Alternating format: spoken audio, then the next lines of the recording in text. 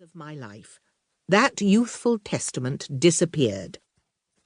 Since then, I have simply lived my life to its fullest, until 2020 trapped me in Tuscany for 8 months, and I finally had the time to write it.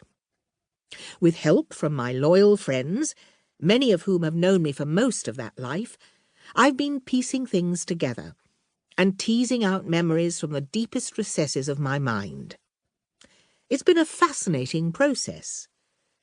My partner of 53 years, Heather, finds such spilling out of all one's deepest, most personal thoughts and fears excruciating. She said, "Now don't let this book be like one of your Graham Norton interviews where all you do is talk smut. It's got to be about things that matter, Miriam." Heather is a serious person. Well, I can't please everyone all the time. But I honour the truth. And within these chapters you will find only truth, or at least my truth. There will be some smut, inevitably, and it might be a bumpy ride. But I promise you the real Miriam Margolyes. Daddy.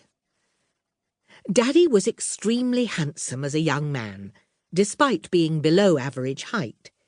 He had a high forehead, glossy black hair, a ravishing smile, and a little moustache. He looked rather like Charlie Chaplin.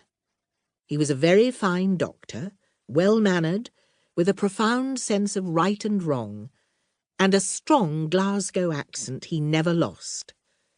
He was an observant Jew, and he had no vices. A dram of whisky after the stars came out on Shabbos, Sabbath, was all he ever drank. He smoked the occasional cigar, never cigarettes. But he was a weak man. He was basically afraid. Afraid of confrontation of any kind, afraid of being overlooked, and yet unable to push himself forward. Of course, he didn't need to. My mother, Ruth, did all the pushing. I think she crushed him a little with her energy and ambition. Genealogy is my passion. It's being a detective in history. I have no family, no children, no husband, no parents, no brothers and sisters. Genealogy offers me the family I never had. I'm not a lonely person, but I need to investigate the past and find out about lost cousins. It's how I discovered that Mummy's fear of childbirth was based on fact, not just family lore. And when Daddy ended up with dementia, he forgot everything from his past. And so it has always been very important for me to remember where he came from. Let me tell you about the Margolyes family. Like many Scottish second-generation immigrant Jews, Daddy was born in 1899 in the great Glasgow slum, the Gorbals. He grew up in poverty in Govan Hill, a short walk from the city centre on the south bank of the Clyde. The firstborn child of Philip Margolyes and Rebecca née Turiansky. I never met my paternal grandfather.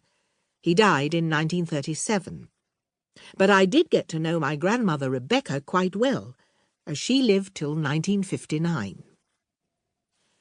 Grandpa Margolyes was born in 1874 in a small shtetl called Amdur, now Indura, in Belarus, which at that time was part of the Russian Empire. Anti-Jewish feelings started to gather and grow, and by 1880, large numbers of poor Jews had made their way across Europe. Many European Jews arrived in Scotland as a stopping post on their way to America.